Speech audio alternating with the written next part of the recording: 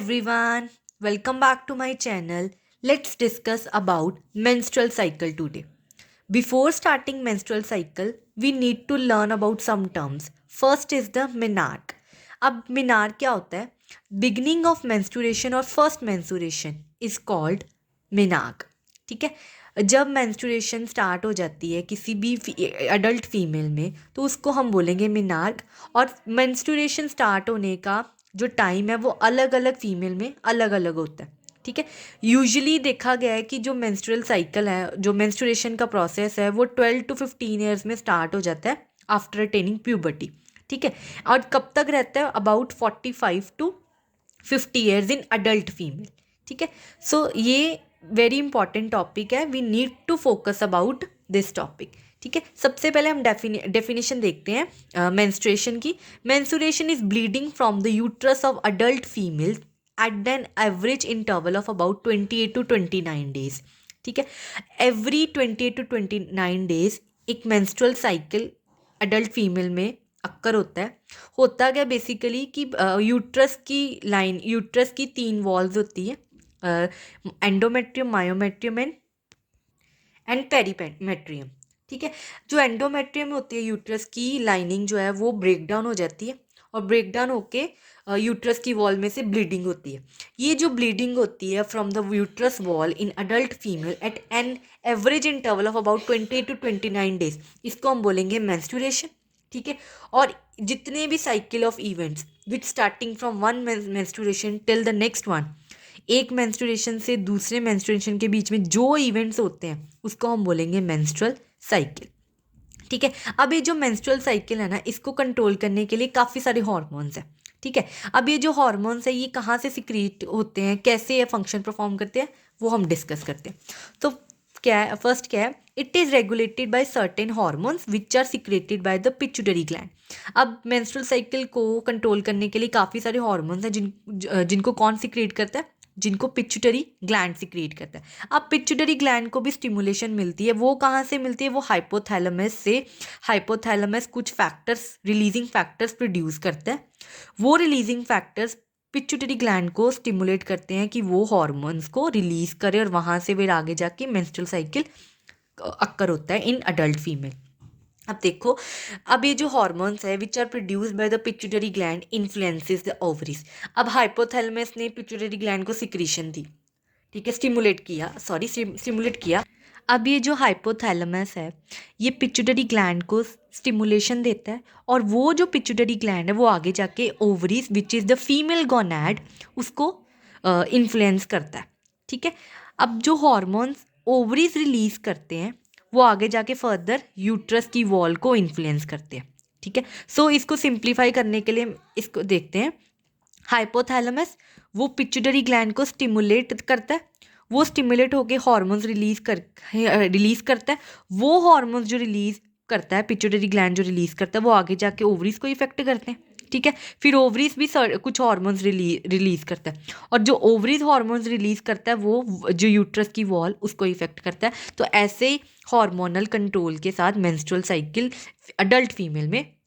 अब ये जो मेंस्ट्रुअल साइकिल है ना, it consist of 4 phases which are as follows. First is the menstrual phase, second is the proliferative phase which is also known as the follicular phase.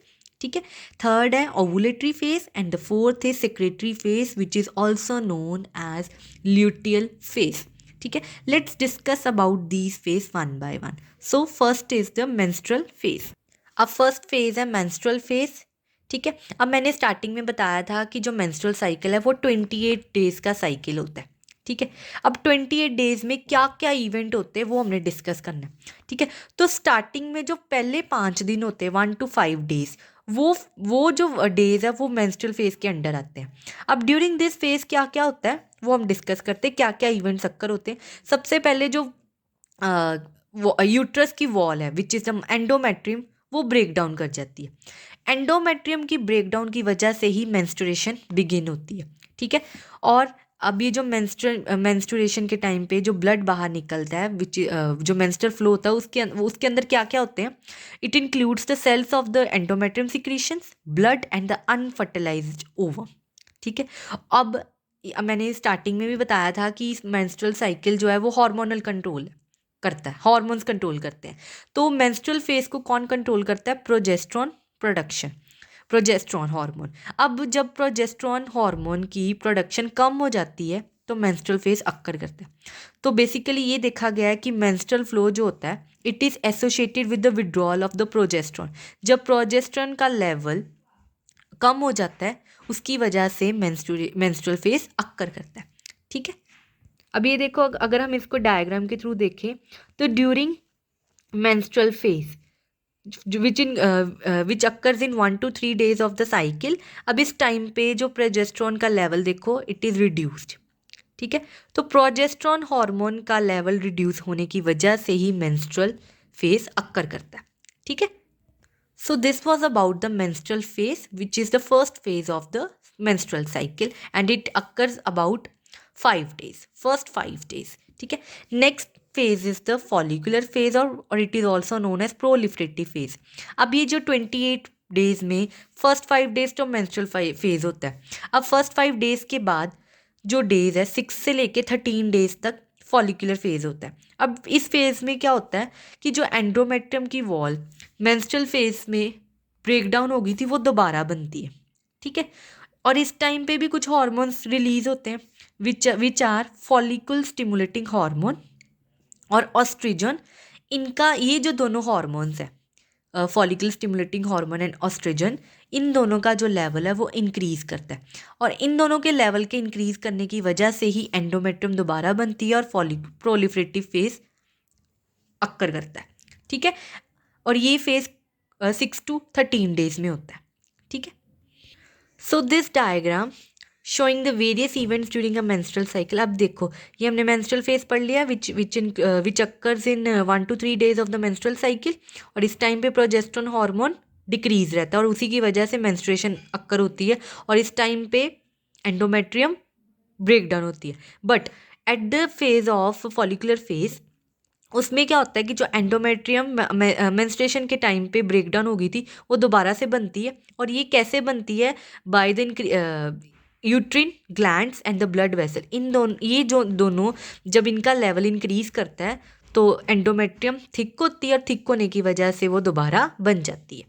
ठीक है, और इस time पे जो फॉलिकुलर स्टिमुलेटिंग हार्मोन जिसको कौन सिक्रेट करता है which is secreted by the interior lobe of the pituitary gland, वो उसका लेवल इंक्रीज कर जाता है और साथ में एक और हार्मोन होता है ऑस्ट्रोजन, उसका लेवल भी इंक्रीज करता है जिसकी वजह से प्रोलिफरेटिव फेज अक्कर करता है। ठीक है, now is the third phase of the menstrual cycle which is known as the ovulatory phase. अब ये जो ओवुलेटरी फेज है ना ये 28 डे में 14th डे में होता है। इस टाइम पे ओवुलेशन होती है, मतलब द रिलीज ऑफ द ओवा फ्रॉम द ओवरी। ठीक है, अब इस टाइम पे भी कुछ इवेंट्स होते हैं और ये भी हार्मोनल कंट्रोल की वजह से ही अक्कर करता है। इस टाइम पे ल्यूटिनाइजिंग हार्मोन और फॉलिकल स्टिमुलेटिंग हार्मोन ये अपना इफेक्ट शो करते हैं। ठीक है, अब इस टाइम पे जो ल्यूटिनाइजिंग हार्मोन और FSH हार्मोन है ये पीक लेवल पे होता है, मतलब इनका जो कंसंट्रेशन होती है वो पीक लेवल पे होती है। ठीक है, और LH की वजह से ही ओवुलेशन अक्कर करती है। ठीक है, concentration of oestrogen in blood is also high and reaches its peak. LH और FSH के साथ साथ ऑस्ट्रोजन हार्मोन की जो कंसंट्रेशन है वो भी हाई होती है और वो भी पीक लेवल पे होती है। ठीक है, इन तीनों हार्मोन्स की वजह से luteinizing hormone, follicle stimulating hormone and is the oestrogen, इन तीनों की वजह से ओवुलेशन अक्कर होती है इन फीमेल अडल्ट। अब इसको हम डायग्राम के थ्रू देखते हैं। ये देखो 14th day, this day 14th day is known as the ovulatory phase. इस टाइम पे ये 14 डे में ओवुलेशन होती है। ठीक है, इस टाइम पे जो हार्मोन दैट इज ऑस्ट्रोजन ये अपने पीक लेवल पे होता है। ये देखो ये अपने पीक लेवल पे है, इसकी कंसंट्रेशन हाई है और अपने पीक लेवल पे है। और ये जो LH which is the luteinizing hormone and the FSH, इन दोनों की कंसंट्रेशन भी अपने पीक लेवल पे होती है। ठीक है, और अगर हम ओवरियन इवेंट्स देखें, ये देखो rupturing of the Graafian follicle, यहाँ से ओवा रिलीज हो रहा है। ठीक है, ये ओवुलेशन हो रही है at the on the 14th day of the menstrual cycle. और it is controlled by the three hormones which are the FSH, LH and the estrogen. ये जब अपने पीक लेवल में होते हैं तो ओवुलेशन होती है. तो बेसिकली कई बार क्वेश्चन आता है कि which causes ovulation, which hormone causes ovulation, तो हम LH बोलते हैं, LH causes ovulation. So this was the ovulatory phase. Next phase, and it is the last phase of the menstrual cycle.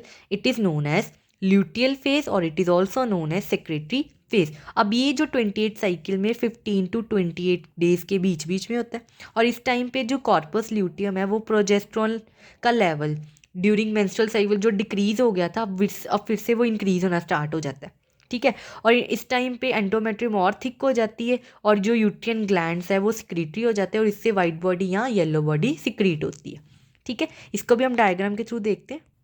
Now here is the diagram.